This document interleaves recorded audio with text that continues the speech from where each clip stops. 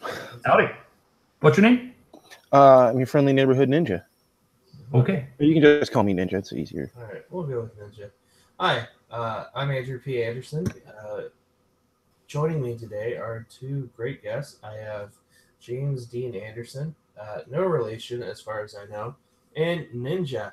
And first off, we're going to talk about Conflict, which is James's project. So go ahead, give us the rundown on that, James. Okay. Good morning, everybody who's listening, or good afternoon, depending on where you are in the U.S. When a prehistoric virus is released, humanity must learn how to adapt and survive with claws out. That was the simple premise on it.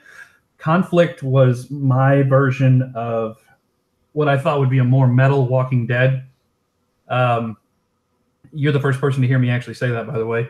I looked at comics and stories in general, movies, and thought to myself, okay, if I had to start a universe, what would be interesting enough to be a standalone or be a cool part of somebody else's if we brought it in? And realistically, I got to be honest, I looked around at everything, and I was looking at numbers. I was looking at actual crowds, just normal people that aren't necessarily comic book people, and like what they were into. And then also the comic book people like me who grew up with it and liked superhero stories. And what I noticed is that a lot of us have a crossover with horror. Like we liked movies like Underworld, for example. But when we were watching movies, like those kind of series, and we were kind of into that stuff, the reason why we were into it is that even though it showed a really large world, it had a handful of really small stories of these small, very important characters. It's like Star Wars did that. And people never got away from kind of that Skywalker mythos of just a handful of people that they found super interesting and found like family. And so I created Conflict, and Conflict is my world where, in essence, it is our world. A virus breaks out, and let's say Andrew gets the virus and becomes a werewolf. Ninja might get it and become slightly more of what we consider more of a classic werewolf, slightly less, or he might actually die. A guy like me, I'm overweight. I might die because I might not be healthy enough to carry the virus, but the virus itself changes you genetically, like at a root level. And women, it makes them more like what we consider classic vampires. And why I thought that would be interesting is that we always thought of vampires and werewolves as being separate because we heard about them in lore. That some of this lore is like 1,000 years old. Like people forget that we have skulls of children who are, with a rock in their mouth, that they've killed the kid. And the reason why we're finding that with a rock in their mouth is they didn't want him to come back from the dead as a vampire and bite anyone.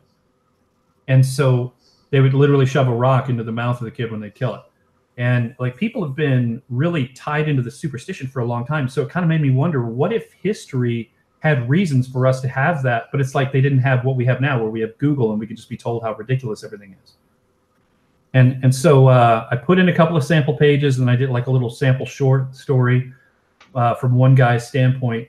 But in essence, this virus it's bloodborne. It's like I got to scratch you or bite you, and it doesn't necessarily make you live live forever, but you can live a long time. People used to live a lot longer than they do now. Animals used to live a lot longer than they do now. A lot of that was an air pressure issue, but like a density issue with oxygen. So that's kind of where it is, guys. And I think it could be a kick-ass story, and I really hope you guys jump on. But the people who have jumped on already, I mean, you look at it. I raised $2,000 already of a $5,000 goal. I did it in a couple of weeks, and the people that jumped on, that meant that they were spending an average of about $40 a piece, I think. I remember 41, something like that. And they've been great. Like I've talked to them behind the scenes, asked them about their opinions about things, why they were into Comicsgate, for example, why they're into this story, what it is about this one they liked, and also what they didn't like, so that I can make sure that the stories that I'm telling, the universe is mine, but I can make sure that I've got stories that apply to people. And it's really cool, man. I've got some stuff that people have given me about their own cities or hometowns around the world, ways that I can interject things. Soldiers, that they back the soldiers tier, whatever. One guy who said, I've got a friend who was killed in action. I'd like to have him, immortalized in that. And so he will be in the book. Like there are numerous people that will actually have little small appearances in the book simply because of the fans that are backing it. And something that I'm doing, because guys, I'm just going to say it, Comicsgate is huge. People put a lot of pressure on Ethan and Mike Miller and some of these bigger guys that are genuinely already big artists that have been doing it for a long time. Like I think I got 6 copies of Red Rooster. Like I backed the 6-copy tier, which is crazy for me to do that, but it's because I actually think that book will not only be worth some money, but I think Mitch is just going to do a beautiful job that I can give to other people. And we forget that we're surrounded by these pretty big guys, and we put this pressure on them like we're suddenly equals, and I'm not. The reality is I'm nobody in comics. I am a branding expert. I have to help companies make a lot more money than they were already making, or they don't need me. So what I do is, as a branding consultant, I come in and I design the best versions of their brand. I help them understand where customers are missing out on things. A lot of the stuff that we're seeing in Comicsgate are just simple issues that we can all do better on. And I actually talked to Andrew Anderson right before this a little bit, and it was cool to hear somebody that was very level-headed and understood that it's like, we can't expect Ethan to build our businesses for us. If he brings us on his channel, that's an honor. And, you know, like I haven't been on his channel, but I do super chats on it because I can. He gave us that window to advertise. So I'm hoping that people, like, I'll just say this. I hope that people check out Conflict. I hope they like the story, but I really want to turn it over to you, dude. I'm actually honored to be here. Thank you for allowing us to have a small voice for these people. I really appreciate it. Oh, no, that's my pleasure having you guys on. You know, it's one of those things where, like, I don't like doing the live streams by myself. It's one of those things where we don't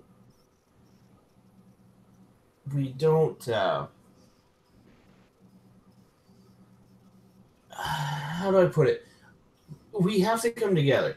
Like, I was on Doug Tinnaple's channel the other day, and he's like, just start your own live streams and do that. Right. And you'll build your audience. Just hang out and have fun. I was like, that's cool. So, like, I've been on Doug's when he sends out the invite. I've been on Mike's. Mike, I actually like Mike, and I know Mike pretty well. Not well, but, like, well enough for him to send me an invite every once in a while to shill my book. And, you know, we're all in this together to shill our books. So that's what we're here for. Like, I want to make the shekels, and I don't want to make the shekels just for myself. I want other people to be able to make these shekels as well. So I agree. I sent $20 over to Elliot last night because I was sitting there watching him draw, and I realized I couldn't go to college and get to watch somebody like Elliot Hernandez. Do you understand how good that guy is? Yeah. Like, sitting there watching him draw on these live streams, and he doesn't have a book out, so he has something set up that you can a tip jar. Yeah. So I just sent him $20 because I realized that I'm stealing the way that he inks. Like, I'm learning how to do things better, and I'm not paying $400 a class or whatever it is. You know. Yeah. So real fast, let me go over my project, and then we can do our thing. So I've got the Knox. It's about a bunch of Vietnam veterans who try to break into Fort Knox. We changed some stuff up because Edwin gave us some good pointers. We have decent tiers for $20. You get 60 pages and a poster and a digital copy of the book. Every $250 we raise, someone will get a free sketch. All right. And then on top of that, we'll have the other rewards. We do have one for the troops. You'll get a copy, and the troops will get 9. And then we have the page and book tier as well. But this artwork is just amazingly good. This is all Ron McCain right here. And it's a Vietnam veteran story, you know.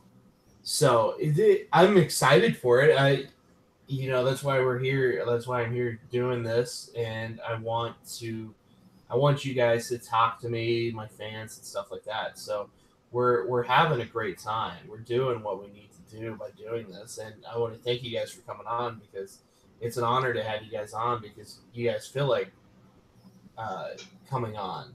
It's I put the request out. You guys are doing me a solid by coming on, so thank you so much. Appreciate it.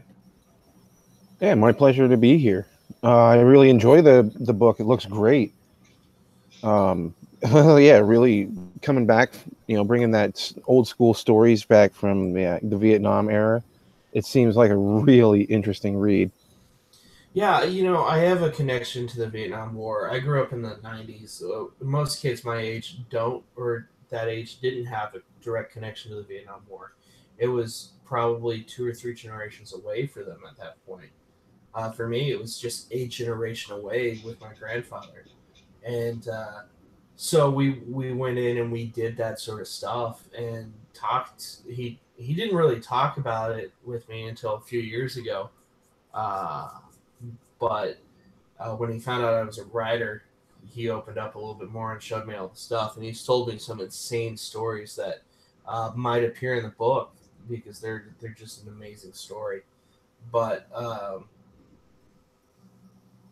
that's, you know, it's just really close to me. And I feel like those veterans of those era didn't get the respect they deserve. And that's part of the feeling that these guys have in the book. And so that's the driving force behind it. It's because you look at the guys who came back from Korea, you look at the guys who came back from World War II, you look at the guys that came back from World War I, they were given great respect. And then you look at the guys who came back from Vietnam, and a lot of them are homeless and on the street. And it was a different war. It was a different kind of war. And it was the first time that America had fought a war like that. And the worst part was most of those guys were drafted. They didn't even want to have anything to do with it. Exactly, yeah. And, well, same thing with World War II. A lot of those guys got drafted too, but a majority of them enlisted so that they wouldn't get drafted, you know. And I'm betting I'm the only person here who had a brother that was in Vietnam, who was in the Vietnam War. You probably are the only person. The only reason why I say that is because my dad, who was much older than all my friends' dads, his military history, I will say this because I think it's kind of interesting to your audience and to your book. In his case, he gave me a lot of understanding of what this was because all my friends' dads, you know, maybe their dads or grandfathers were in World War I or World War II. But in my case, my dad was born in 1928. He was actually heading to Normandy because everybody was signing up for World War II in the 40s, like the late 30s and 40s. They were like, no, we're Pearl Harbor was it, man. They were just like, we're going after them. We're going after anybody that's a part of this, the Axis powers in general. And sure enough, the Nazis were doing stuff. When they started seeing what Nazis were actually doing, they were so mortified that our soldiers were so glad that they signed up because they thought that they knew they fought evil. And so he had sons because he lived, but none of his other guys lived because right before he was supposed to be sent over, he was getting sick, like really, really sick, and they couldn't figure out what's going on. And the doctors discharged him, and they said, you know what? We've looked at your lungs. We don't have anything that can fix you. You've been around asbestos. You're going to die soon. You got a new wife and a new baby. There's nothing we can do. We're going to send you home, and you probably have anywhere from 2 months to 2 years to live here. You just need to spend some time with them. And so he lived at a time where they did honorable things for honorable people. And they said, you know what, there's nothing we can do for you anyway. You should go home. And because the last thing you want is a soldier that's given away your position because he's coughing and hacking and dying next to you. And so potentially putting other soldiers at risk. And he lived his life and he never died. Like he died when he was like 68, had a bunch of kids throughout his life, had 3 different wives and had a bunch of kids with each one of them because he kind of felt like, I honestly feel like he missed that so much that he felt like he had to honor those guys with just, I'm going to have kids. I'm going to have the life that they didn't have. I'm going to have the children they didn't have and the grandkids they didn't have.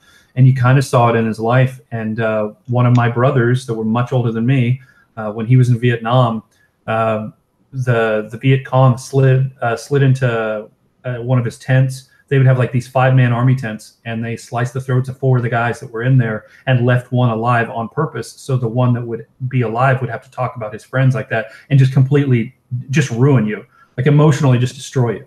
And then you destroy everybody you talk to because they can see it all over your face that, you know, you don't want to be in this thing, you don't want to be around them. It creates a genuine mental fear and also an understanding of like, why are we here? This is wrong. Everything about this is sick. And so the Viet Cong were actually very smart about that. And they were just very, very poor farmers that were like, we don't want these guys on our land. What can we do? It's interesting to actually hear Vietnamese now talk about it from the standpoint of in the Vietnam War. I heard one the other day. It was such a bizarre story because he's like, they think we wanted to do that. We wanted to fight Americans. That's crazy. We had Chinese guns behind our heads telling us to march one way, marching in American guns from the other way, and tigers in the middle. They forget we had tigers and snakes that would kill you. like we didn't have like a bunch of armor and a bunch of safe places to sleep at night. Like it's crazy. Like we were literally sleeping in the jungle, waiting for which one of our guys would just get taken out by a tiger at random. Like, Yeah. what the hell? And it was the first time that I ever saw Vietnam from the other side. Yeah. It's definitely an interesting. Like it's one of the ones. That one in the Korean War, I like in North Korea. I have an obsession with, like people sneaking in their cameras and stuff like that, and putting it on YouTube, and you seeing, like, you're only allowed if you go on those tours in North Korea, you're only allowed to film in certain places and at certain times. So there are people who will leave their cameras on and just keep it at their side, and you get to see like what North Korea is really like and how bad it is. I think there was one like there's three defectors. There was a documentary about that. I think it was like called Crossing the Line or whatever. It was about the three guys that defected to North Korea. That just crossed the border and said, I'm defecting. And they went to North Korea? They went to North Korea. Wow. And they got the crap beat out of them, everything. They gave up, I guess, whatever intelligence information they had, but they were all like privates and like corporals, so they didn't have much. And then they became movie stars over there. In anti-American propaganda films, they played the villains. Wow. It's fascinating. So. You had a brother in Korea. That's a trippy story. You had a brother in Korea too? Yeah. Wow, that's so fascinating, man. That's interesting to me, So anyway, we've got Constance on here too. Go ahead and show your book, man. Yeah, hello everybody. My book is called Still Get Metal Team. It's a science fiction superhero thriller, 12 issues. And the first issue comes out very soon, November 14th, from an indie publisher I'm collaborating with called Rising Sun Comics. It is based in Los Angeles. So the story basically is about, it takes place in the end of the 21st century in the fictional city of New Glory. And we have a humanoid that is manifested through a secret experiment from a young scientist who is involved with the occult called Annabelle Darsal, along with her younger colleagues, assistants, Edwin Best. She gives him the name Stilk. They get to, we get in the story to see their relationship. The only clue that Stilk has for himself is the empathy he feels for his creator. Beyond that, he doesn't know why he's here or who he is. Then at some point, they are being found from a security guard called Timothy Vince. He keeps the secret. He gets to know Stilk as well. At some point, another manifestation takes place all of a sudden, where a horde of monstrosities emerge physically through Annabelle's chest, thus killing her instantly. And so we find ourselves in the story 1 year later, where both still a team who now carries some cybernetic limbs. So he is known as Metal Team. They are the leading force under the instructions of Edwin's father, Daryl Best, in order to fight these monstrosities, to find out how they relate to Stilk. And we see Stilk's journey to find answers about himself.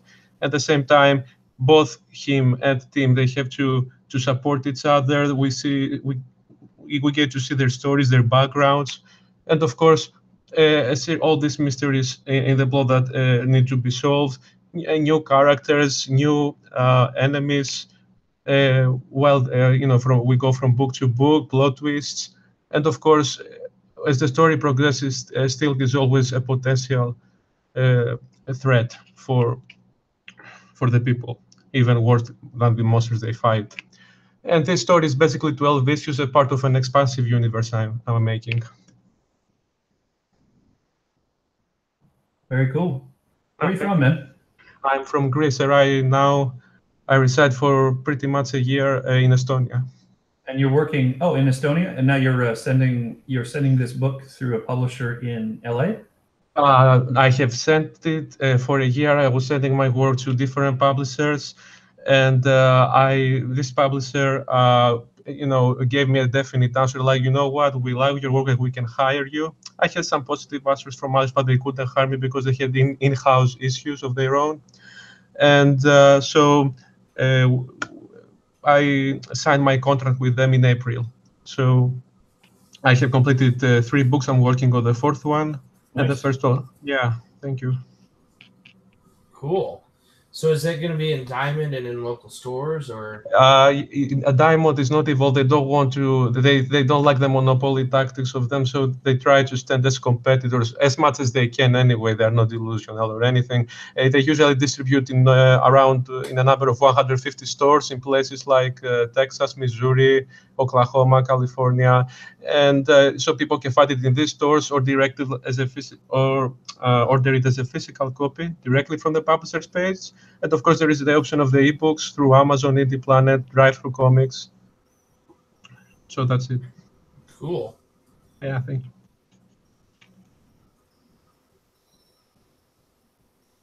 Alrighty. So yeah, let's get back to talking about some stuff about. I think we have another guy in here. Or is that everybody? That's everybody. Okay. Ninja, you Yeah. have a project. You're just like. Well, right? I am doing the ash can for Sporkman, Okay. though our campaign didn't make its funding this time around. We're probably going to be relaunching the campaign next year, and yeah, I do try and be the best promoter I can sometimes here. I really like to back the products that I think are good. Interesting stories. Heck yeah, I want the rest of the people to, share in with the stories that I find cool. So, actually, your conflict story there looks pretty good too. What is it? Conquest. What was the title of that? Conflict. Yeah, conflict. I went with conflict because I felt like, well, one, you want kind of some kind of term that's a brief term, I guess, but conflict for me, it was kind of how I felt with comics in general. I saw all this kind of internal conflict going on with the companies and people that I've known sometimes for years that I don't really talk about that are in the industry. I try to keep their names out of it because I don't want to really, at this point, I don't want to just start hell for people. But it seemed wrong. But on the outside, I also saw the world around us kind of going to crap politically in the United States, where people are just at each other's throats all the time. Everything's super polarized on purpose because it makes clickbait for fake news medias that are just like, they're not news. They're not just talking about news. Everybody just needs to sell ads. And we forget that when you got to sell ads, you don't really care a lot of times how you're doing it, as long as you're getting the ad revenue in. And that seems to be this kind of lack of a moral fiber within what used to be considered journalism. And I was very lucky that I had a great journalism teacher when I was young. And she taught me the difference between right and wrong as far as what liberal bias is versus, a right wing or conservative bias. But the fact is, the problem is the bias. The problem is going, hey, this is news. This is what's actually happening. You determine what that means to you. And it is now becoming, we're going to help you see our point of view on what's going on. And I think conflict, rather than talking about the same issues in the same light, they're looking at it like werewolves and vampires. Because I look at it like this, man. A tiger doesn't care what your politics are as long as your politics aren't, I own a lot of guns. The tiger just wants food. And so I'm going to try to press that within the book of the fact that we as a species have missed out on kind of what we do to our planet. We forgot about what we do to each other in some weird battle for political leaning that doesn't even exist. It's pretty much just made up crap for drama to sell clicks, Yeah, I can get behind that. Yeah, because it doesn't matter. Like your politics might be completely different than mine. Why can't I still talk to you like a human being? Right. I can understand that. There's a definite lack of reasoning and ration coming from the other side. Yeah, about the time you see the whole pitchfork crew showing up at somebody's door, breaking their front door at a news media guy's house, it's like, You wouldn't do that here in Kansas. You better stay in D.C. with that. Well, he lives in New York, and here's the crazy thing. He thinks one of the guests he had on his show was one of the guys that was leading it. Oh, wow. So, no, I think his home is actually in Washington, D.C., and it's illegal for them to answer the door with a gun and protect their home with a gun. It's very bizarre. It's like they have such strict gun rights, gun rules. Gun laws, very yeah. Very weird. The gun laws in Washington, D.C., New York, and Chicago are the worst because they create these gun-free zones, and then the bad guys know you don't have those, so that's why they go for that's why the murder rate is so high. People go, oh yeah, the gun violence has gone down. Well, yes, but violent crime in general has risen in those areas. Yeah, gang rapes went up though, didn't they? Yeah. Here in Kansas, you have a 90-year-old that'll she'll pull a gun as big as her arm out of her purse. She doesn't care. Like, you don't rob her. Like they just don't do it as much here. And people are like, oh, you're flyover states. Well, yeah, you'd want to fly over because you don't want to jack with this. Because go down to Texas and try this crap. If you went to Texas right now, the way the gun laws are set up, and you tried what they tried, they could literally walk out their front door, shoot everyone on the front lawn, go back inside, and go to bed. And they would not answer for that because you're committing a crime on their property that is a threat of life. If you're breaking into breaking into a door with a mob of people and a woman is defending herself, this is what bothers me. This is why I wrote Conflict. It's insane that we actually have rules against survival. Like, that's a survival issue. That doesn't even make sense. What if she's holding a baby in her arms and somebody breaks into that door? You don't think that she has the right to protect that baby with anything? That's life. You know what I mean? Like, the survival of the fittest thing has gone out the window. And I think that book has plenty of play for no other reason than when you really get down to it, I don't care if you're transgender. I don't care if you're white, black, red, brown, gay, straight. I just don't care. You have the right to live if you're not hurting other people and you're not harming a kid. It's not my business. You vote how you vote, great. I think that's something great about the United States. That should be something that we should be proud of within our laws. And yet we talk about gun violence like it's out of control, which is hilarious because I'm sitting here reading up on stats now, and I found out yesterday that it turns out the United States, the murder was like, it's supposed to be the gun murder rate or whatever was supposed to be like the mass shooting rate. We're the worst in the world, far and away. No, we're number 56. I've never heard that because we don't get told real numbers. We just get shown charts. We get shown big catchphrases on the news. We get headlines, but we don't get reality. 56. There are a lot of people in the world right now that are really, really suffering far worse than we've ever known. And we act like we have all this drama. It's really made up because we don't have anything to complain about. We're bored. We're complaining out of boredom. So I invented a reason why everybody would have a reason to complain. And I'm going to write a story about that. And I hope that people will back Conflict. And the best part is, because I'm not going to have the kind of backers that Ethan is, where he has thousands of backers, because my backer rate will be so small, I can offer things that a lot of those other guys simply can't because of time. So I'm offering original sketches with a lot of my stuff. Pretty much everybody that's getting a physical copy, I'm just going to do a sketch for because I can. And I'll do it on a backing board so that it makes the book stiffer when I send it to them. It just makes it safer. Nice. I don't want a book to come to them all mangled. That's horrible. Yeah, that's horrible. Yeah. When we did the Gears and Bones one, tell me about that. I heard about that. So Gears and Bones was a book that I did at Guardian Knight Comics. Antarctic Press released the 2 trades for us, but we got into Diamond. We released the 6 issues or whatever.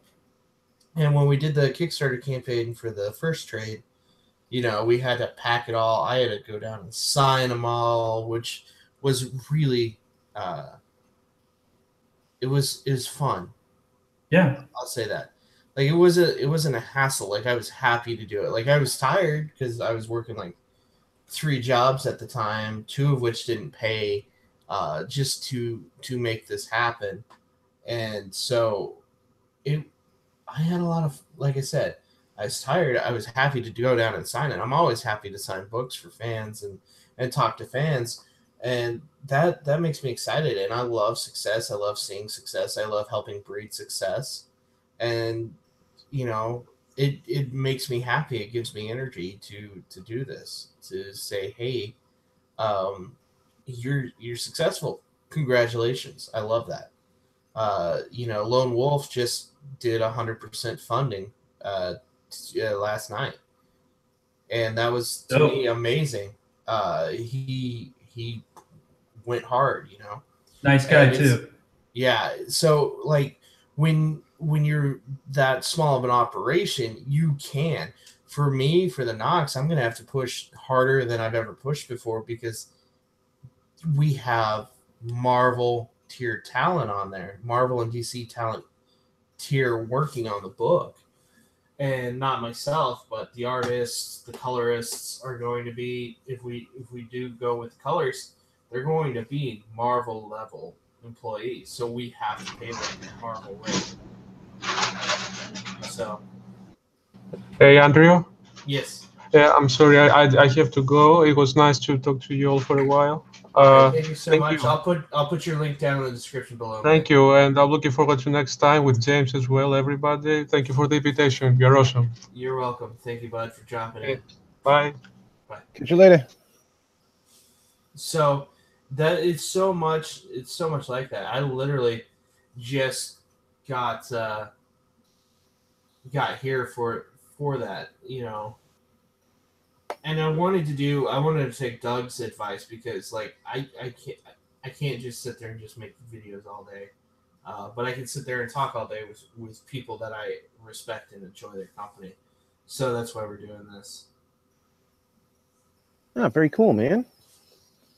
Yeah, this is really cool, guys. Actually, I'm honored to be here. We've only got a couple of people in the chat. Let's find out what they're thinking on this kind of stuff too. And also, I'm going to copy the link and throw it in Twitter here for a second. So if I kind of get a little quiet, it's just because I want to spread the word that you're being nice enough to even have us here. Yeah, thank you so much. I appreciate that. I'm gonna. And while we're doing that, yeah, I wanted to say it's great to have a platform. And I'm going to do something here because this is funny because I actually was kind of goofing off one day and I spelled Sporkman wrong and it was spelled Sporknam. And I was like, that's kind of funny. And so I decided to draw a little Sporkman goes to Vietnam, or maybe but it's just coincidental that, then I find out that, you're making a comic about Vietnam. I just thought that was kind of pretty funny. And I got a train coming, so I'm going to... Are you the one that did Sporkman? I did not do the original art. My computer is messing up or something here. Okay, well, hold on a second. Yeah, hold on a second. We can hear you fine. Yeah, we can hear the train in the background, but it's not a big deal. Sorry. I'm going to have you mute for a second because I want to share something with you guys. It's kind of a big news for Comicsgate thing. Okay. Okay, so can you mute him with the train for just a second? Yeah, absolutely. Okay, so check this out. Ethan Van Sciver, Comic Artist Pro Secrets, just announced, all right, new streaming channel, all Comicsgate stuff all the time. Subscribe and retweet and share the link, please. He is he actually doing that or is somebody else doing that? It looks like he is doing that for All Caps Comics. Yeah. That's interesting. I don't know why. I mean, his channel is basically a Star Wars channel at this point too. Yeah. So. Well, no, I think that might be what he's trying to do different, because all Comicsgate stuff all the time, as opposed to all Star Wars stuff or all geek stuff. Yeah. I think maybe it might be because Comic Artist Pro Secrets was seeing so much of a split of the audience that maybe he's trying to split them and make it larger for each one and more, specific. Who knows? Anyway, good for him, because the guy was an artist for 25 years and he's actually pretty sick of what he does. And the fact that he takes the time to build the audience like that, I think is really cool. Plus, I don't think you guys may or may not realize just how good he is on the air. Until you try to get on the air and you try to talk to people, it's very difficult to keep a conversation going with no dead air. He's actually very good at broadcasting for a guy that people are forgetting is literally a comic book illustrator. He's not a broadcaster. He's never been on the air. He just shows up and he stays and he keeps things going and he has guests and he keeps things on point and he tries to do what I would consider a pretty bang up job, actually, of doing a job that a lot of people took years and years to learn, and he kind of overnight had to like jump in and swim with sharks. That's freaking amazing, because I've seen some of these other artists get on their channels and they're artists that I think are sick, super talented, but I'm looking at them on their channels and I'm like, dude, I just want to snore. Like, I don't care. And it isn't because I don't like them or that I don't back their book. I still buy their stuff. It's just that he finds that magic spot of like interest versus humor enough that I think that people are kind of locked down, and he doesn't let the dead air get in there. So if I kind of interject with you guys, it's only because I used to do radio, and I got to be honest, the dead air just murders me inside. It kills me. It's like stabbing and twisting in my back. I'm like, dead air. Why? You know, because there's 3 or 4 of us. Why? Anything that'll keep the conversation moving. That's why I'm glad to have you on, man. I'd rather have you insulting me and at least make it entertaining for people.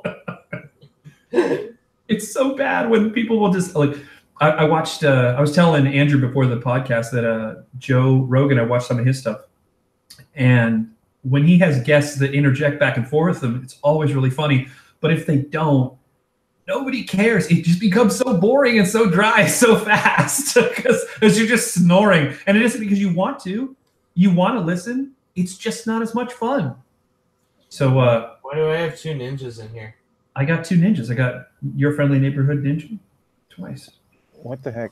Sorry. I don't know, but you're cool. Kicked one of them out. I think you accidentally hit the link twice. I might have. Yeah, there we go. Okay, so how did you guys get your start in comics, or how did you even get into comics in general? Go with that. All right. Well, I wanted to make movies growing up, and I wrote a screenplay, and I sent it off to everybody at 20. You know, the naivety that you have to like do that at 20, and got nothing but rejection letters and all that. So I said, you know what? I've always loved comics. I'll just make this as a comic. And I was very naive then, too. I teamed up with James Bolton, and we turned it into a comic, and then we sold the film rights. So, and then I was like, this is fun. I want to keep doing this. Like, I want a career in this. And so I just kept going and going and going. Eventually, that led to Gears and Bones, and now the Knox, and now sitting here talking with you guys. And so that was my start in doing conventions, and I got started with a small publisher, 215 Inc. out of Philadelphia. Cool. I'm listening. That's dope. What did you do with them? I did 31 with them, and got promptly fired from my own book for having an inflated ego. So that was that. And I actually... There's a new guy in charge of the company. They reached out to me recently, and we've mended the bridge a little bit. And so honestly, back then I never had anything negative to say about 215 Inc. and I still don't have anything to say about 215 Inc. negatively. So, what about you, Ninja? How'd you get started? Well, I've always had comics in my life ever since I was. That's like my earliest memories are, the Super Friends and the like, Spider-Man and Friends. And growing up reading the comics, my pops would often give me comics on the regular, just randomly. Hey, here's some comics. I didn't have a whole lot of consecutive issues and whatnot. And speaking of my pops, yeah, he was actually in the Korean War in the Air Force as a tail gunner. But that's kind of off topic at the moment. So getting back into my comics history, I just kind of been a fan, and with my best friend, we actually decided to try and make our own comic at one point, but he is very leery of social media, and so we kind of taken our time with that, though I did find a bunch of independent comics, and what got me into independent comics is the disdain that Marvel has for its own fans. Marvel really hurt my feelings in this whole process, and because obviously we spent thousands and thousands of dollars over the years, you know, supporting them. And for them to turn around and pretty much crap on their creators and their fans, yeah, I can't be comfortable supporting that. And so for a little while, I actually dropped out of comics because I was like, well, it was like 2016. I was at the Free Comic Book Day. Yes. I have a little girl who just popped in here. Go ahead. And I saw Captain America. They re-released Captain America after Disney had bought Marvel, right? And this would be the beginning of the, he's actually a Nazi Captain America. And that is just one of the worst freaking things that they've ever done with a comic book. And it breaks my heart. And I have to say, though, the thing that does mend my heart is the way that these independent creators interact with their fans. For instance, Sporkman. I actually was just really impressed with his comic, and the fact that I went to this website and I got every issue of Sporkman for $20, right? Because this book has been around for getting on 10 years, you know, if I'm not mistaken, maybe a little longer. I forgot what year they actually came up with the first comic.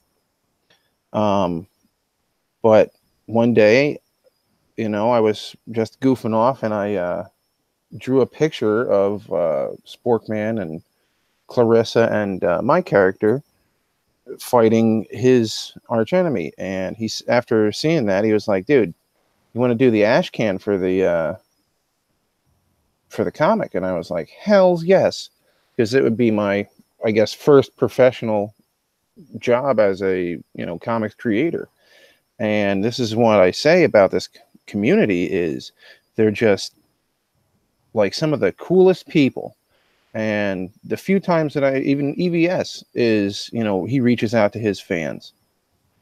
A couple of times I've talked to him, or, you know, it just might get back a couple word reply, but heck, you know, that's just nice to get feedback from a comics professional. And yeah, people forget that these guys were literally impossible to get a hold of before YouTube. Like this didn't even exist in theory of being able to get a hold of random comic book artists.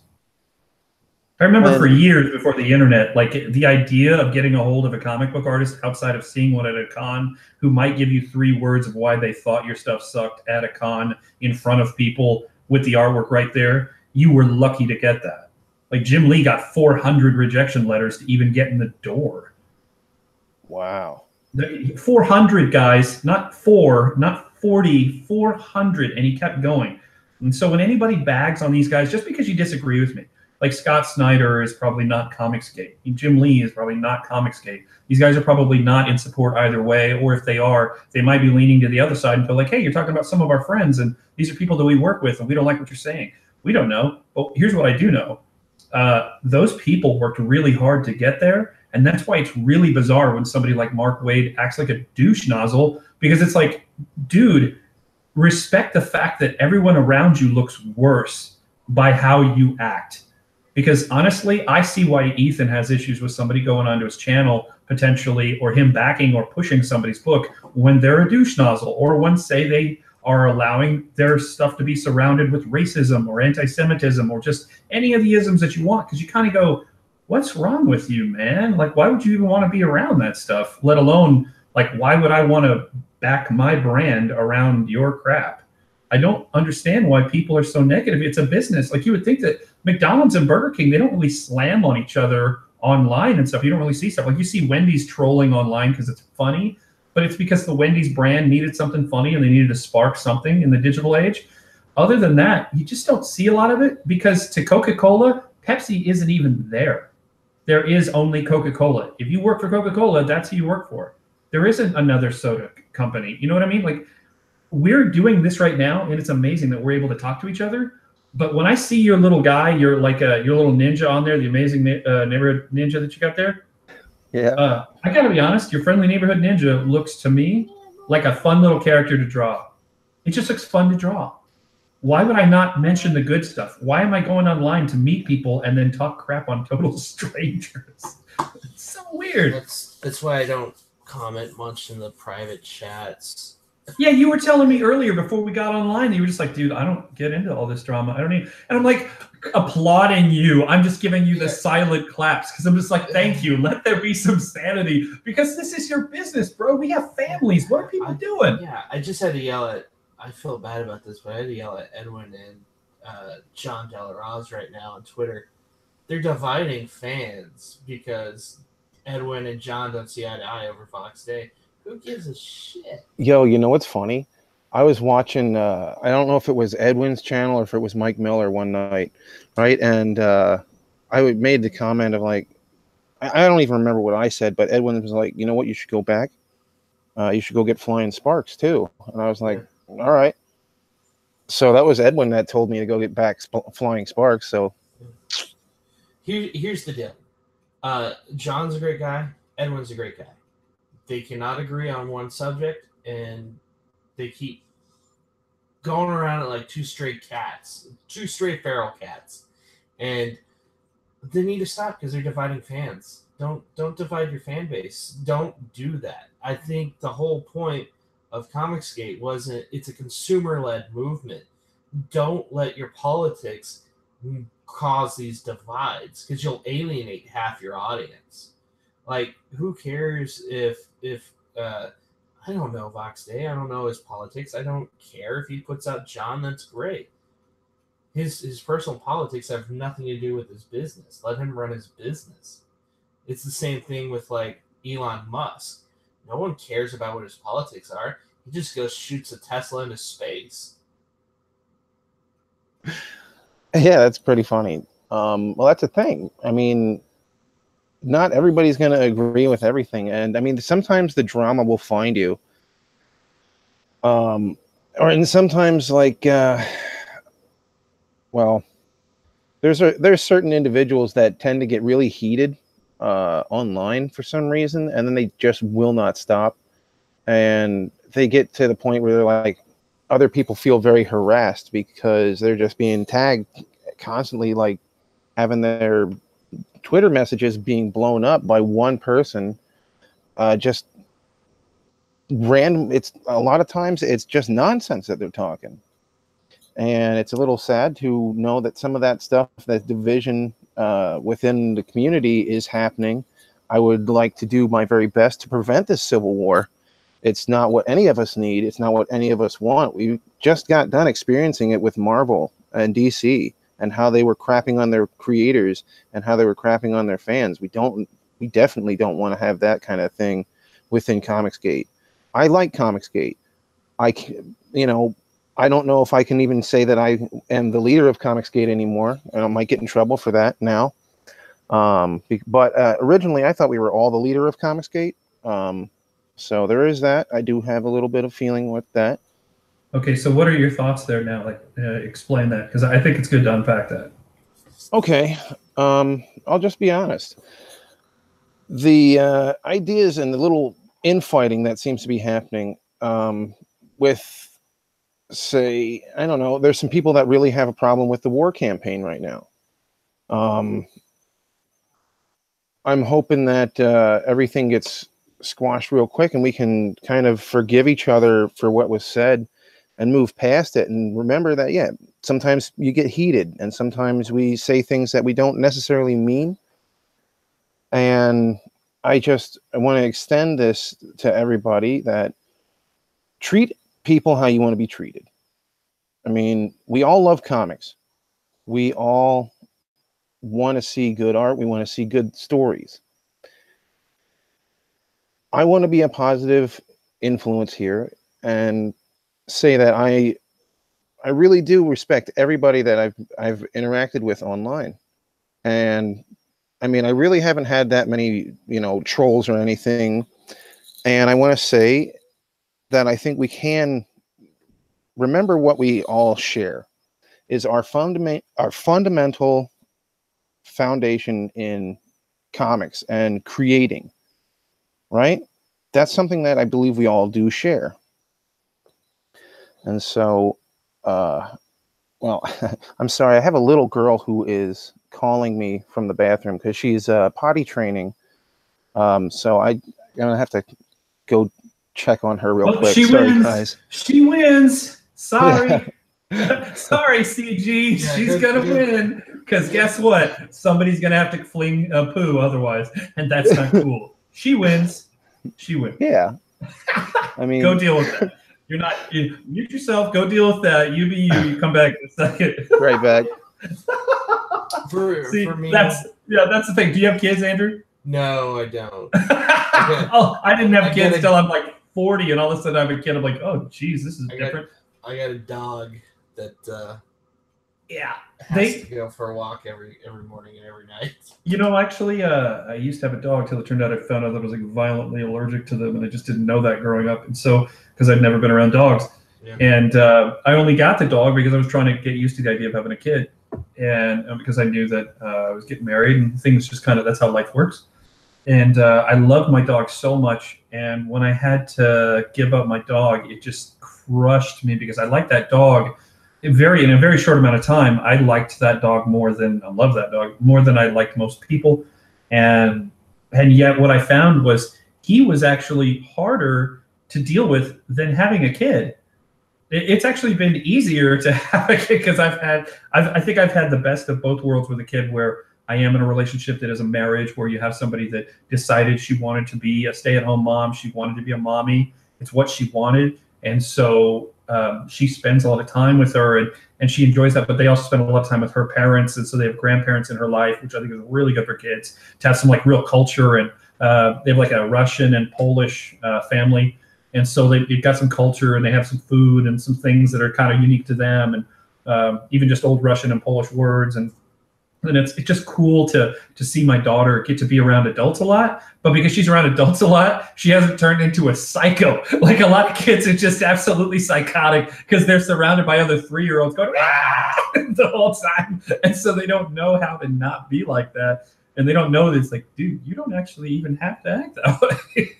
They just think that's normal because that's what Susie's doing. And yet I'm soon going to have a son. I have a son on the way. And my life is going to go to hell. No, I don't think so. Oh, 2 kids is not like having twice as much problem. It's like quadruple the problem.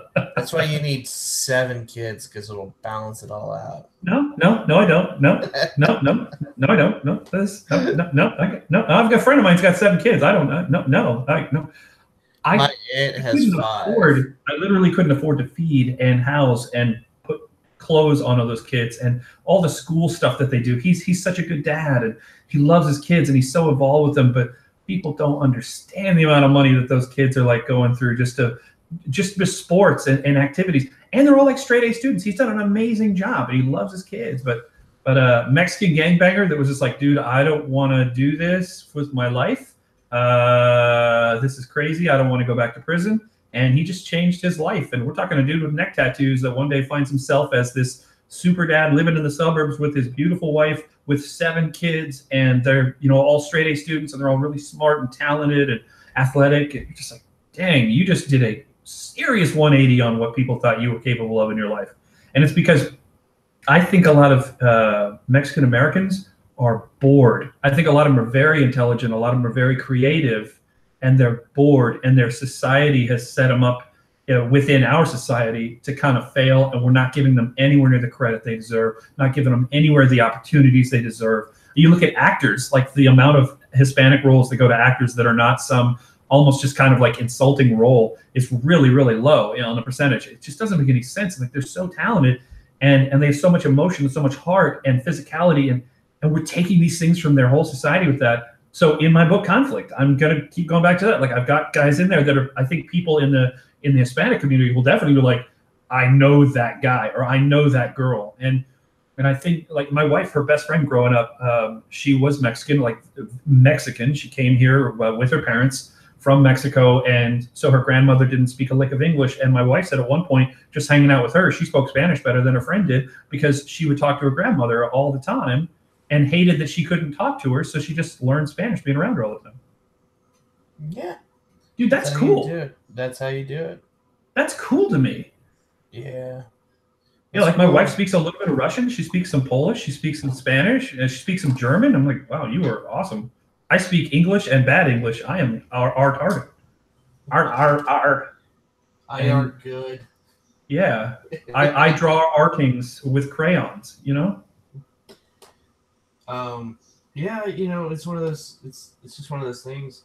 But to get back to what Ninja was saying about Comicsgate, it's a consumer thing. The consumers are the people in charge of it. They speak with their wallets, and that's for me has always been the heart. That's why I looked at these pros just like talking down to all these people, their fans on Twitter, going, "The book's not for you." Well, why would you tell someone the book's not for them? My book is for you. My book is for everyone. Yeah. I want as many people to buy it as they can. Oh yeah, and I just had a thought. Part of the reason I really respected, I still respect EVS, is he was doing like I said earlier. James said it. He was watching somebody draw, right, and gained insight into how to do things. I actually didn't have the chance to ever have any real formal training. I'm all self-taught. Well, I guess EVS helped me out. I noticed a huge jump in my art after watching some of his tutorial videos. And that's what really got me, being a fanboy to some degree, if for lack of a better term. But it was him taking his time to teach us aspiring artists what looks good, because he knew that there's, little to no chance that the majority of us are going to make it in the big big comic companies, but we can still make our own comics. Whether I have a comic that gets produced as a web comic, or if I ever feel compelled to launch it on Indiegogo, I know better now because of guys like EVS, because of learning from guys like you, from gaining the experience. And you guys seem to give it willingly. Hey, listen, this is how you do it. This is, the experience I had, or why it was good, or why it was bad, or, just the little nonsense that goes through like contract law and things like that, why a contract can fail. Just learning all this stuff is, whether my comic gets produced quick or never. I mean, it's just entertaining, and it's really nice to know. I agree. Absolutely. It's really weird that people are not looking at this like a learning experience and just becoming friends with people. It's bizarre to me. Like, we're so lucky to have this kind of access to these guys. We're so lucky to make an impact in our own small way to them too, but also to have influencer marketing in a way that I can literally, dude, guys, I'm not making this up. When I started the Conflict deal, I put my stuff out there for a few days, and then I went on to Ethan's stream and just did some super chats. I wasn't on his stream as a guest. I've never been a guest on his channel. I've never spoken to him on a channel except for someone else's live stream somewhere else, where we both accidentally just happened to get brought on to War Campaign at the same time. And we talked for like a minute because there was another kid on there, a kid named Jake, who was really cool, who's like 16, and he's grown up drawing comics. And we both just happened to get dropped on there at the same time. We said hi or whatever. That's it. We haven't had any interaction, and yet I've had an impact on his business, and he's had an impact on my business, and he's allowed his large voice open for super chats. I dropped 3 super chats of $2 a piece in a row and ended up with $100 of orders within that hour. Do the math on that, because from a business standpoint, $6 for every 100. If I was actually able to do that every time, I would be one of the more successful business people ever, because that's actually crazy math. We're very lucky to have these people listening in a positive way to Comicsgate, to like his stream or anybody's stream. And we'd be crazy not to take advantage of that, not to talk to people, not to get our names out there in a positive light, and just drop the negativity. Like, just it's unnecessary. Yeah, really. I mean, there are so many good books, and the creators of these books, the interactions so positive. I want let's be fans of each other. And that's something that we were talking about on the stream the other night is, meeting each other online. It's kind of like meeting celebrities on the regular. Like right now, I feel kind of like, hey, I'm sort of talking to celebrities. You're not Nice. talking to celebrities, man. Yeah, I know. When we get Hudnall on here, that's when you're talking to celebrity.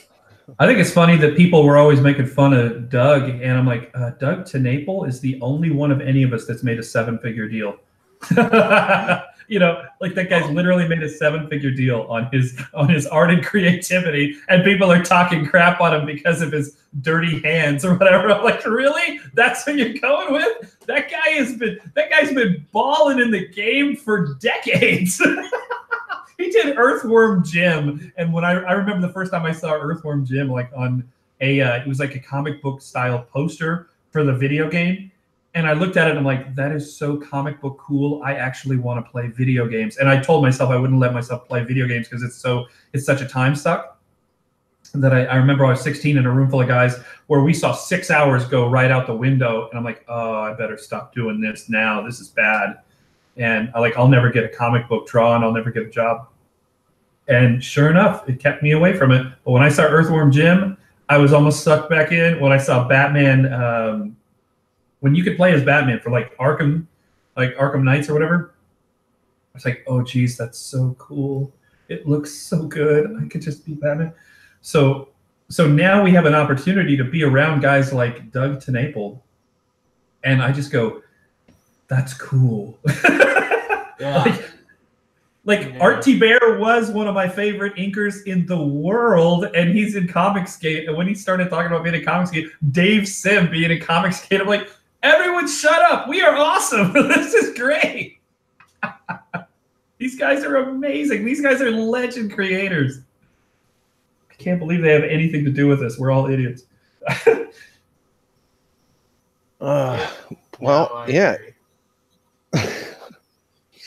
That's pretty funny. Well, think about it. I'm just some dude in my living room. Yes, I'm drawing. Yes, I can. Yes, I can. As a matter of fact, when you look at the conflict stuff, I did everything. Pencil, ink, color, writing. And so the lettering, I created the font, the typeset font for the word balloons. I created it letter by letter. So I actually designed my own font because I've done hundreds, actually thousands of logos and icons and stuff. So I just decided that I would create my own comic book font too. And because I don't even want to see Nate Peacoats and other guys getting dragged into this whole argument. There are people out there that are creating comic book fonts, but it's pretty rare. And I just think that we should all create our own deal. I love that Ethan wants to do all caps. I love that he came out today and was like, yeah, Mitch and I, we were talking to Walmart about a possible thing with Walmart where we were, that's why we were doing that as a possible publishing company and just having an imprint that we could, rock stuff through. And I think that's really cool. I love that when I'm talking to you guys, for all I know that you guys could literally be in a company with me in 2 years. In 2 years, we could literally be sitting in the same room having a meeting over what we're publishing next. That's how this works. Yeah, you're right. I mean, that's the thing is getting together and collaborating. And I mean, for instance, some of the guys that I'm friends with here are all publishing under Wicked Publishing. You guys heard of them? I've heard of Wicked. I don't know much about them. Who is that? They just pretty much came on the scene, and they got some pretty nice titles coming their way. They've got Jack Irons, and they're going to have. That's why I heard of them. They're going to have the McKinnon Chronicles. They're going to have Changeling's going to go over there. These are all comics that are looking pretty good by the smaller guys like us that aren't, big names in comic companies for, 25 years or whatever it is. Right. And, I have to say, Ivan Canales is got a book over there. His book Decimators. Which sounds cool. It sounds cool. He was talking about it the other night on the stream. It was really cool. Yeah, I have to say that's looking good. And he's got I think he's on issue 3. I think he's working on issue 3 right now. And being able to talk to those guys, you really get inspired. And I think that's one of the things that is so cool is the fact that everybody is getting inspired and wanting to create. The only thing, the only downside is I don't have enough money to go and buy all the books. That's my only sadness. I'm in the same boat as you, man. This just came out. Timothy Lim just got the books in for Trump's Space Force. Good for him. That's cool, man. So they're all in. So he's working on getting them to the distribution center. He told me the hats came in, and I only bought the book because I wanted the hat. I know Tim, though. If I had just paid him for the hat, he probably would have just given me the hat. What was on the hat? Make space great again or something like that? Yeah, make space great again. I really wanted that. But I also like Chuck. And so I was like, I'll get this. And Brett's a good guy. He contributed to the Knox. He actually sent me a copy of Clinton Cash, so I have to get Chuck to sign that too. So I actually think that the book is going to be pretty fun. It looks pretty goofy. I mean, it just is a fun story. I mean, let's make space great again. Yeah, I mean that's definitely what it is. And you guys are absolutely right. It's exciting to find you guys.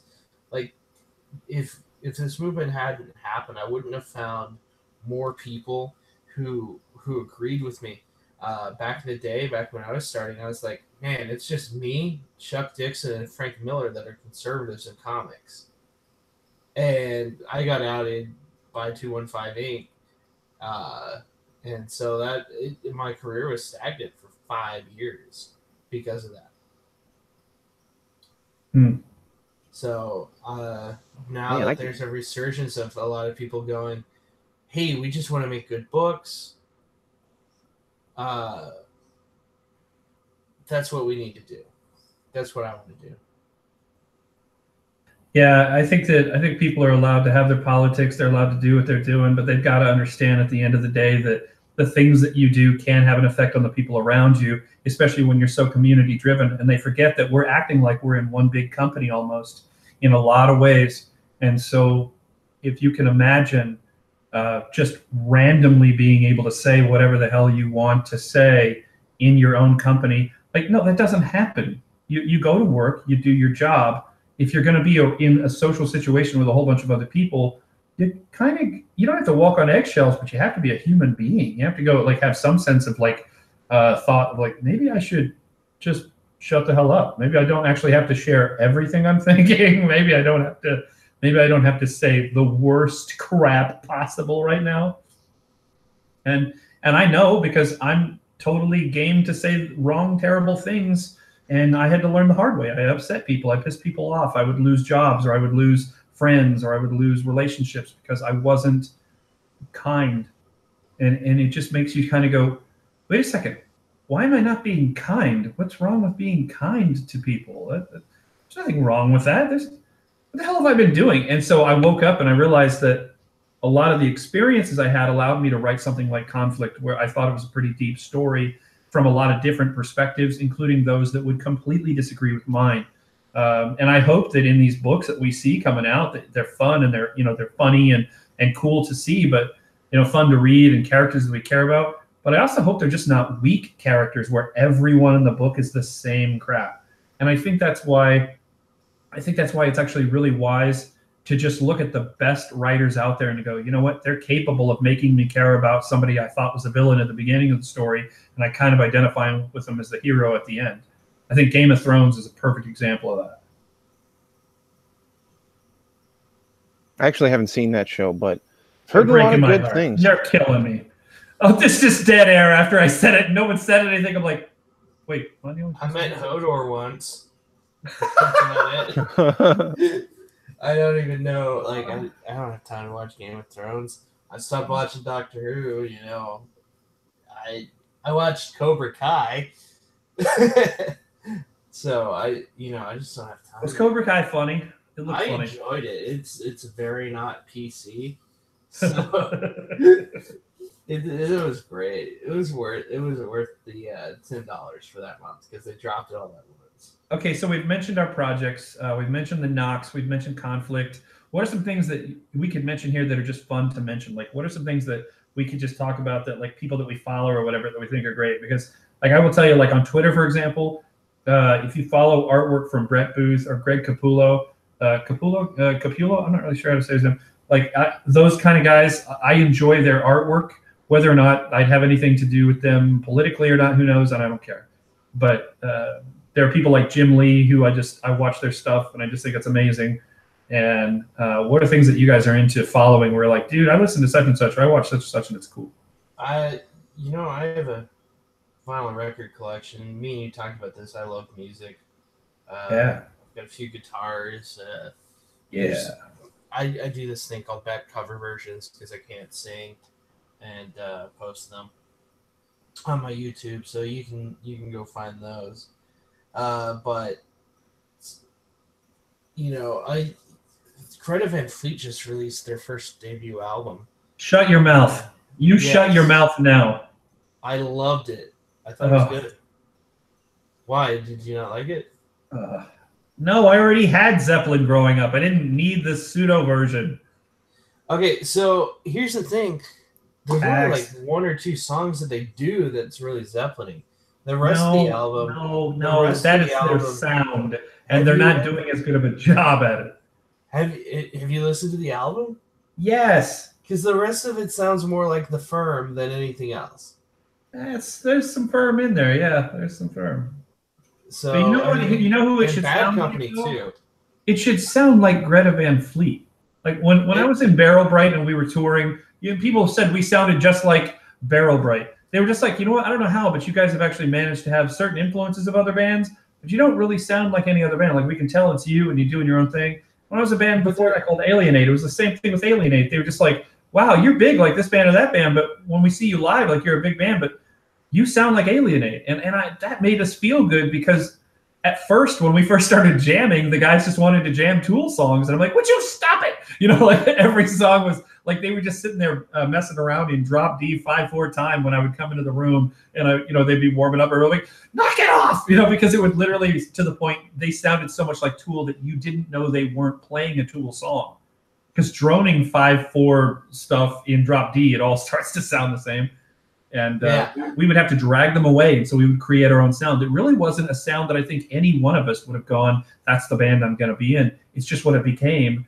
And at one point, it was getting shopped to Atlantic when they were like, wow, this band could be touring with Shinedown as like these older kind of mid-range rock bands, or it could be with the younger bands like Paramore, and we've never really seen that. We could actually put these guys out with either one of them and have all the energy, because they have a bunch of younger guys in the band too.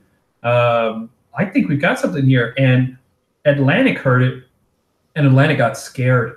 They saw numbers going down for bands they'd already put a lot of money into, and they said they were actually looking at us as like, we'll sign them, but we'll shelve them, because they're good, but they're not as good at these other bands, but they're good enough to cause a problem. And I think that's kind of what Comixgate is.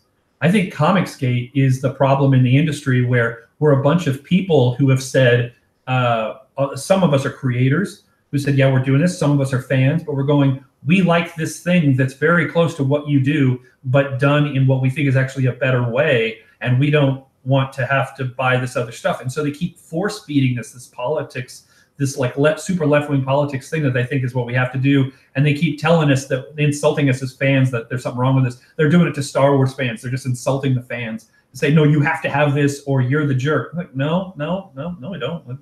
It was great. You screwed it up. And so I think what's going on is we're seeing people blame shift and try to shelve us. And so that's why I signed on to Comixgate. I signed on to Comixgate after already kind of being around it, seeing it from the backside of it, where one of the guys in Comixgate who was raising money paid me very well to do logos and to do brand and stuff for him. He cared about his business. He wanted to build a real company of his own. And so I saw that, and then I saw this weird drama. I didn't know what was going on, so I started checking into it. And then I saw Mark Wade basically tell Zach, hey, man, you're a jerk on YouTube. I don't like you, and you're talking crap on comics, and screw you, man. And then it got to the point where he was more like, oh, yeah, well, you think you're a writer. You're not a real writer. Prove it on the shelves where we're at. And then he tries to go prove it on the shelves, and Wade kind of seems to just do the exact opposite of allowing him to do that and fail on the shelves like any other business owner would. Any other new business owner, remember Image had huge guys in it, and they had a lot of money, and yet they still had problems with development time because it's actually very hard to get this stuff off the ground. And Richard was just one guy, and instead of letting this guy kind of fall on his own and fail on his own or succeed on his own, he then had to interject and brag about interjecting and talk about how he's got his little demon hordes. And like, dude, I don't know what's wrong with you. Let people succeed or fail, because that is the American way. And if the market is there for them, then that market wasn't buying your crappy books anyway. You know? Yeah, that is a huge debacle. This whole thing with Mark Waid, and he just keeps making it worse for himself. Worse and worse. Isn't that weird? It's like, dude, shut up and go away. Don't even let your lawyer do the talking. Tell your lawyer to shut up. Just show up in court, prove him why he was wrong and you were somehow right and nothing was wrong and you've done nothing wrong, because that's what your expensive lawyer is supposed to do. Instead, you guys are embarrassing yourselves and you're making the industry even more fractured, so none of us want to be a part of it. I mean, it got to the point where I was literally going like, do I give a crap about comic books? Is this really what this is down to? Because I could create movies. I could write films. I don't need this shit. Like, I don't understand why people are acting like 12-year-olds, but if they're going to do it on that side, I don't want to work with them or work for them. I'll just start my own. I could take that character that you have that I'm looking at right now, and I could turn that into a comic book. Like, it would take me a couple months to get the book done, but I could write the book in a few days, and it would be a solid book, and it'd be a fun book. I don't understand why people are not working together and celebrating each other for being awesome and creative, because when you do that, they usually tend to go, what goes around comes around. Not always. That's what I'm kind of hoping for. You know, maybe it's just maybe we need to be reminded of it sometimes, you know, so that we don't forget and we don't act that way. I mean, part of the thing is, we're supposed to hold ourselves to a higher standard, correct? Right. Therefore, that means, yeah, when we see each other, if we see each other doing something that's off, let's correct it. The iron sharpening iron theory. Yep. I read that again today, that iron sharpens iron, and a brother is, you know, like a friend. Also, wounds from a friend can be trusted, and a brother is born for adversity. Like, we got to start telling each other how to make everything better, and stop telling each other what to do and how to do it. And just be like, hey, dude, I suggest you do something like this. And then we also got to start listening when people are kind enough to tell us that. I mean, that's what Edwin and John are doing right now. They're going at it like feral cats. I shouldn't have interjected. That's so lame. I should not have interjected. Oh, it's all right. I mean, what's the deal with this whole thing with Nurkish? You shouldn't have interjected. Did you mean interjected with those two, or did you like you didn't? With those, I said, hey guys, quit punching me right. Well, it's ridiculous. You're not wrong. Edwin seems like a super nice guy who actually is a very smart guy. Yeah, a very smart guy. I've spoken to him behind the scenes a couple times. Very nice guy. I've actually spoken to John behind the scenes a couple times. And smart and great guys. I understand why John defends Vox Day, because Vox published him.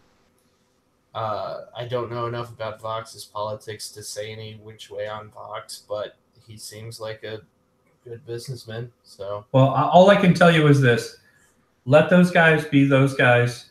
The market will dictate, and I'm not those guys.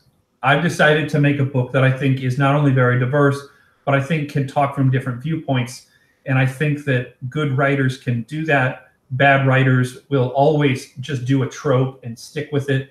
They will always just stick with stereotypes. If you look at the whole leftist thing, a lot of it's based on stereotypes and not allowing people to then break out of some BS stereotype that we throw on them. I think it's very, very detrimental to human beings to do that to them. Put somebody in a box. I grew up poor, so do I always have to be poor? Or could I someday be somebody that makes $75 an hour, doing what I do, or $100 an hour, or $500 an hour? And it's like, how dare I tell somebody who they can be and what they can be and what they cannot be simply based on some BS criteria that I can put them in a column for? Guys, I don't know you. I literally, Ninja, I don't even know your name, and I don't need to.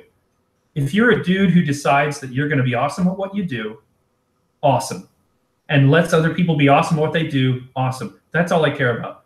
I don't understand why we have small press publishers like Antarctic Press being told by somebody else who they can and cannot publish. That is not okay with me.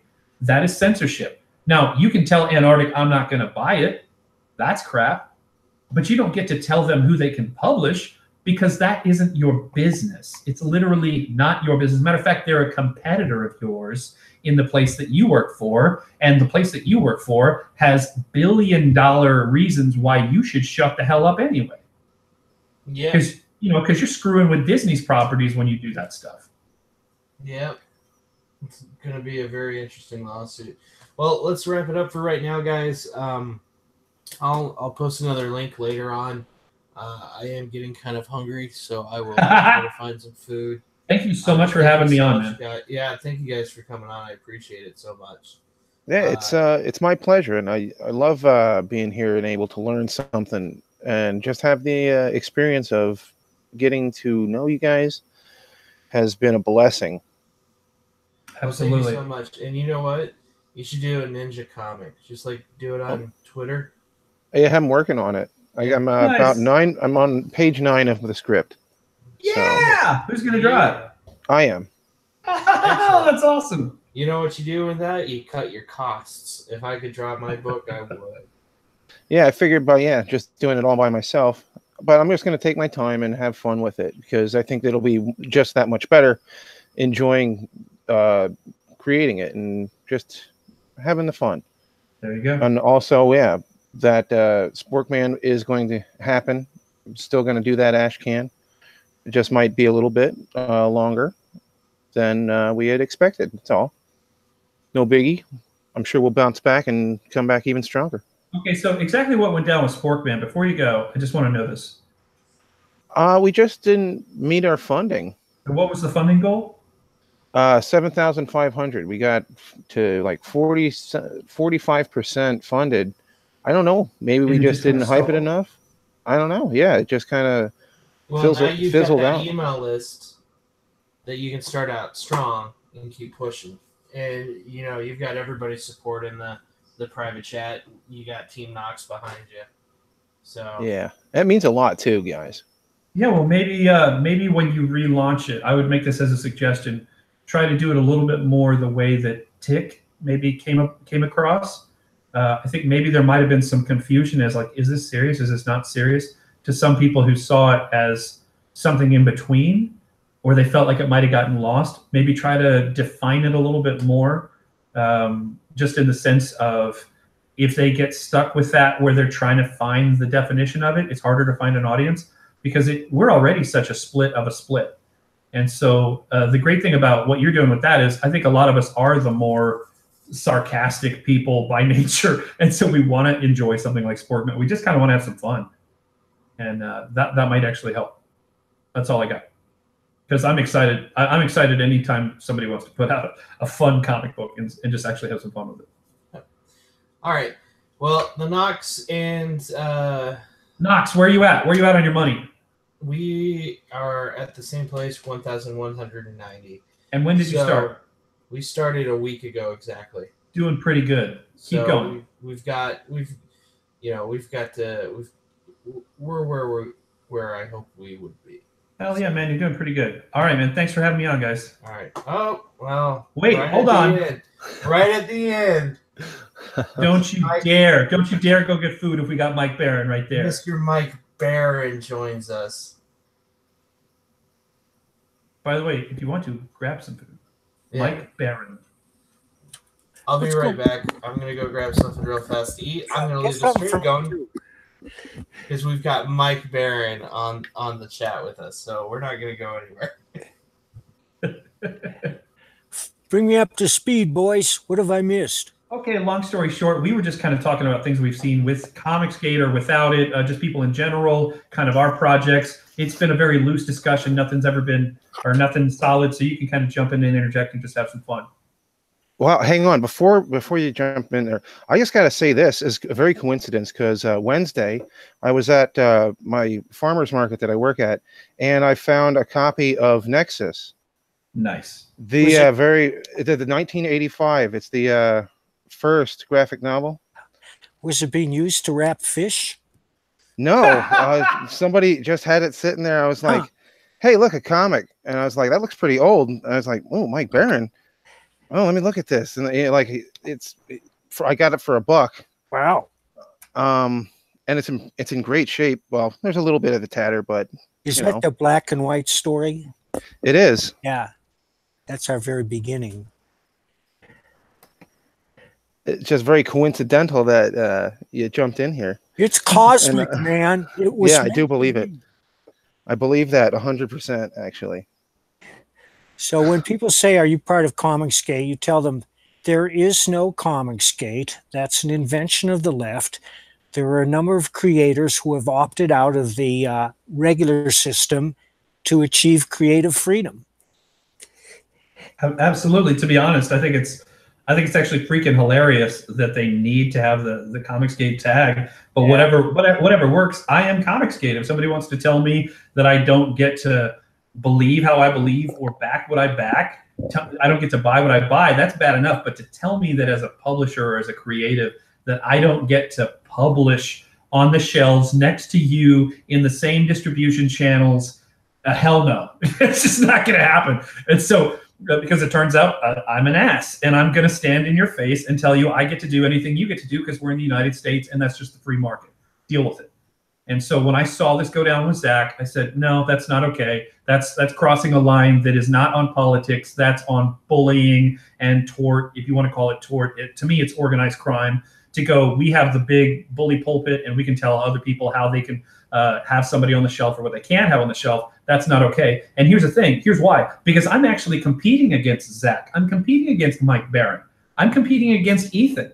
We're all competition. And yet we can be respectful enough to go, here's the distribution channel. If you like their stuff, you might like mine too.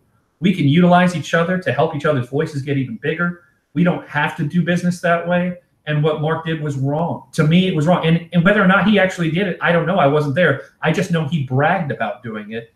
And that's not okay, because it says that at any time, somebody big like me can push somebody small like you out of your voice. Are you talking about Wade? Yeah, Mark Wade. I just don't understand why you would brag about pushing somebody like Antarctic Press into a situation where they can't publish what they want to publish, and you really threaten their business to the core, where retailers were calling them up like, or even saying online, we're going to drop all the Antarctic Press books. What the hell, man? Well, how do you get to do that? It's not just that. I know work closely with the Antarctic Press guys. Mike will tell you this. There's an interesting, like, nobody could say what would have happened had Antarctic Press not bent a knee until Mark Wade did the same thing to Peter Smeddy. He did the same thing to Peter Smeddy, and Peter Smeddy did not back down. Yeah, and Peter was actually really messed up about it, but it turns out Comicsgate, I will say this about the guys in Comicsgate, a lot of them were very vocal of like, dude, no, let's all go back Peter Smeddy. And what they saw very quickly was that Peter actually had a potential huge backing audience that had just not necessarily looked at his stuff as much, because he wasn't Comicsgate. As a matter of fact, I can tell you from the inside, Peter did not talk to me much about my book. And I honestly believe it's because it's when he found out I was Comicsgate, he was trying not to get into all that. He didn't want to start drama. He was being super cool about like, hey, I've got my company. I'm doing my own thing, my own way. I don't want to get into politics. And so when Wade did that, I'm like, dude, again, you're hurting Marvel. You're hurting your brand personally. You're making people you work with look bad. Don't do that. That isn't how you operate. But AP is getting, they're a little profitable. And they're profitable now. They're doing dang good now. AP Yeah. is, I think he sold 12,000 books this month. Alterna. So you can use it as a case study. You bend a knee, you stay where you're at, or you die, or you stand up to the crowd and you profit. Peter can't keep his warehouse stocked now. That's awesome. That's awesome. He's a one-man operation.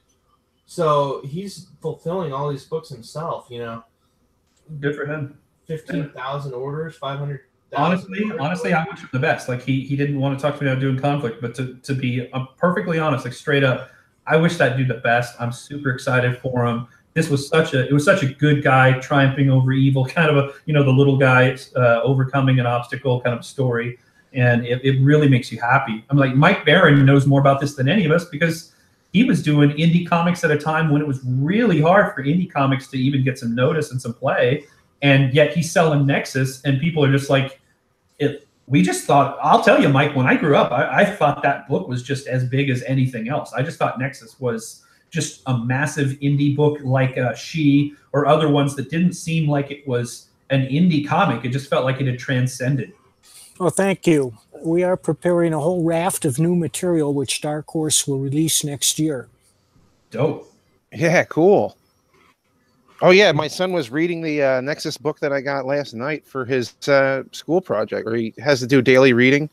Yeah, he liked that one too. Congrats. How old is he?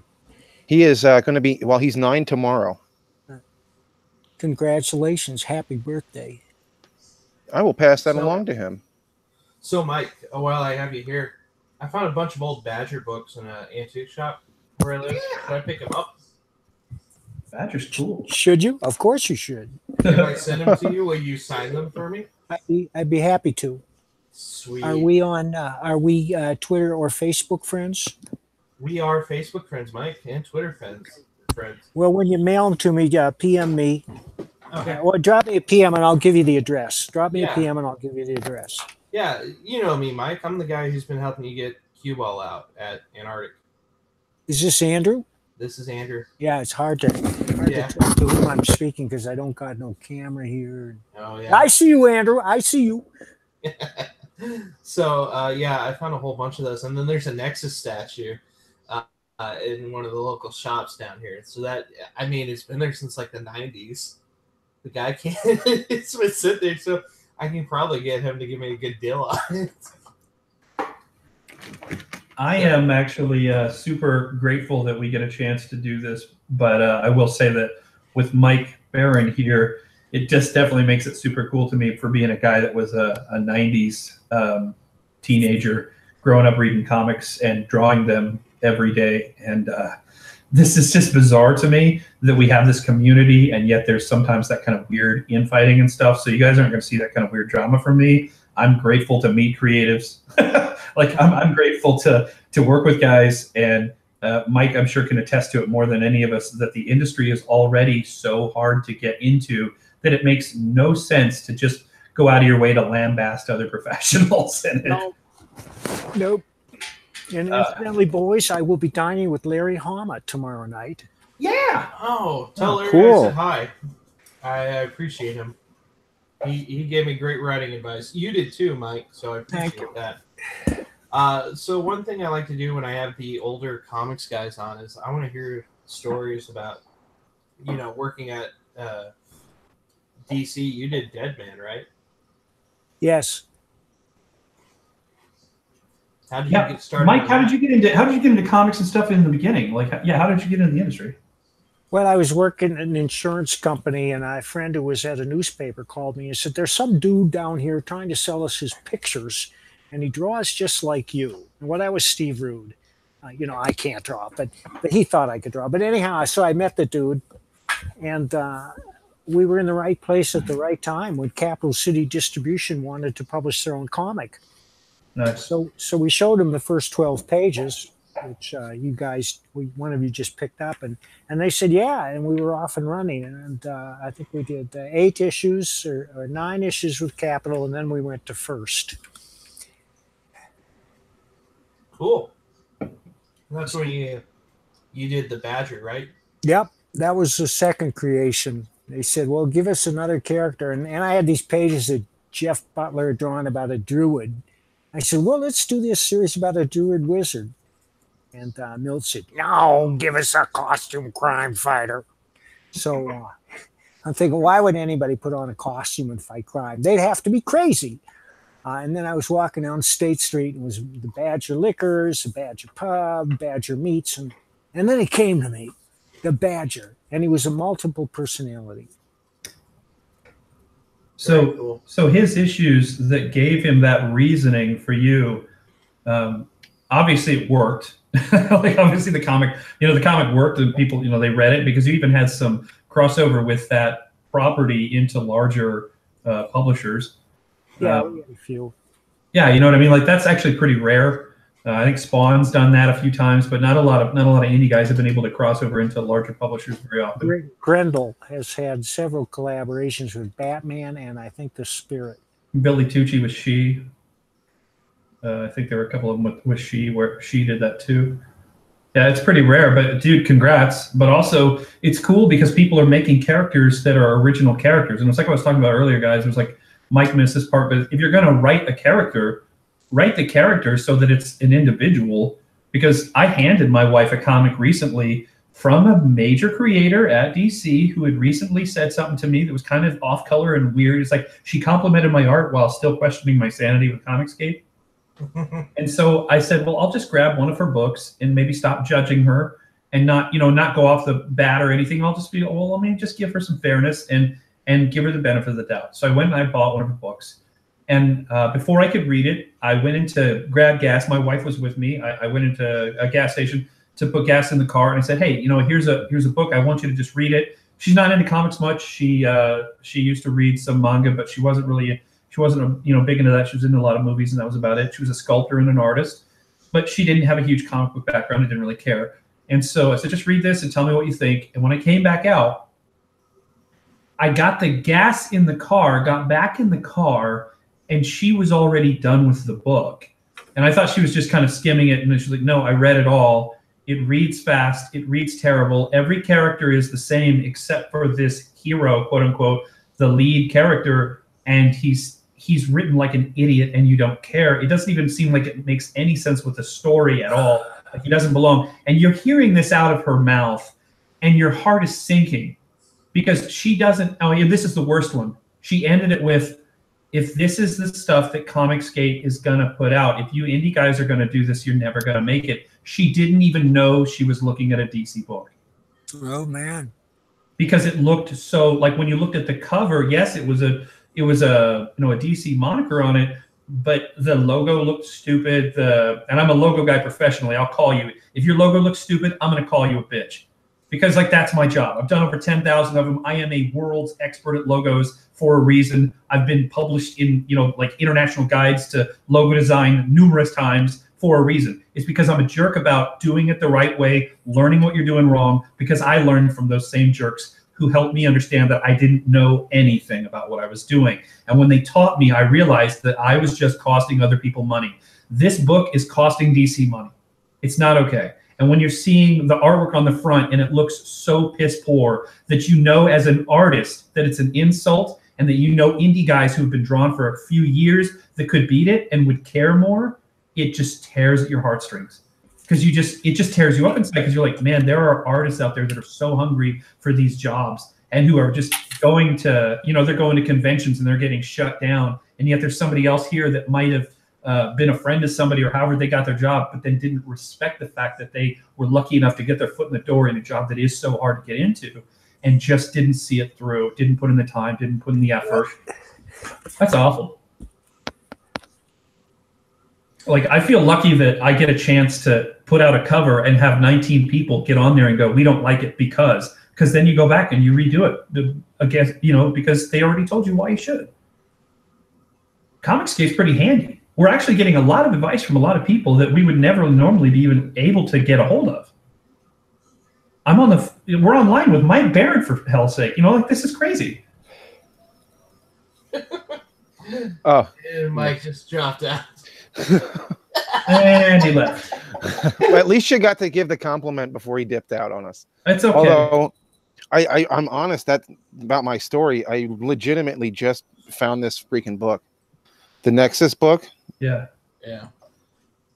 I feel lucky that I got 5 minutes with Mike Barron. But I've actually, heck yeah. I think the guy's amazing. I think the guy's an indie hero.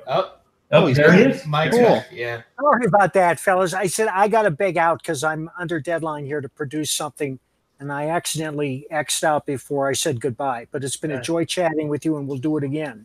All right. Hey, yeah, absolutely, Mike. I'll drop you. It was an absolute honor, man. And honestly, good luck with everything, and I can't wait to see it. Thank you. Yeah. So Right.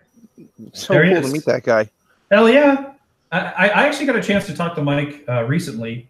I haven't really gone into it, but we talked a little bit more, and I got to see a little bit of some of the stuff he'd been working on recently, and it is super cool. The guy is brilliant.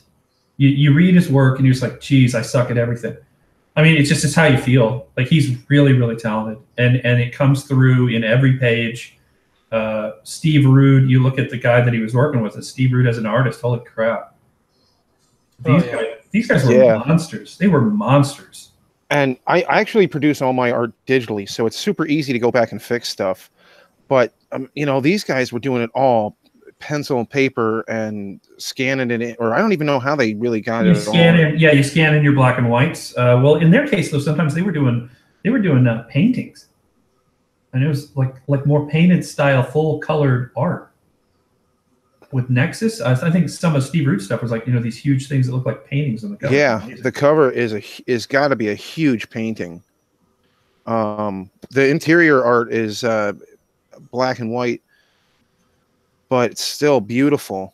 I really like the character design of Nexus, and you know, yeah, those guys were on it, and it's a great story too. Like, I totally missed out on this one because, like, when I was a kid, I was pretty much given whatever my folks gave me. We didn't go to the comic shop as much as I would have liked to, but I missed out on that one. But yeah, it's kind of cool that you can go back and you can find those. Like Andrew was saying, there in his comic shop, there was a whole stack of Badger and Nexus. Wow. Yeah. Well, it's not a comic shop; it's an antique store. Oh. You find good stuff in antique stores and pawn shops. That's where I've been going around. Yeah, there's a thrift shop down the street here that I cleaned them out the one day of their comics. I have to go down there again. So I got them for like $1 a piece or less, like 3 for $1 or something. It was crazy. Yep. No, I agree. Well, I'll come back on later. I'll send a link again. It's been a pleasure talking to you guys. I was so excited we had Mike Barron on. So thank you guys. Sporkman is going to relaunch I'm sorry, James. I'm blanking on your book. Well, that's not good. That means that I should have named it differently. It's called Conflict Claws Out. All right. Links for Conflict is in the description below, and so is your link to the Knox. Go get those books. Thank you so much for joining us, guys. Thanks, brother. See you. Thank you.